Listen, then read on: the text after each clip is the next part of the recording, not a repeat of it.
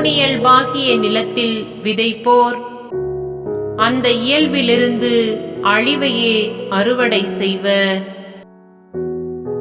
ஆவிக்குரிய வாழ்வாகிய நிலத்தில் விதைப்போர் அந்த ஆவி அருளும் நிலை வாழ்வை அறுவடை செய்வர்.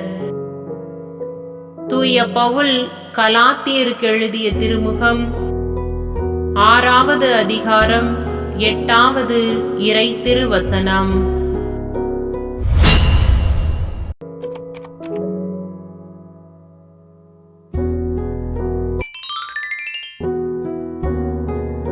தம் ஊனியல்பாகிய நிலத்தில் விதைப்போர் அந்த இயல்பிலிருந்து அழிவையே அறுவடை செய்வர்.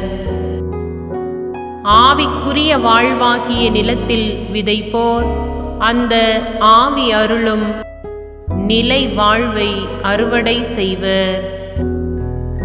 தூய பவுல் கலாத்தியருக்கு எழுதிய திருமுகம் 6வது அதிகாரம் 8வது இறை திருவசனம்.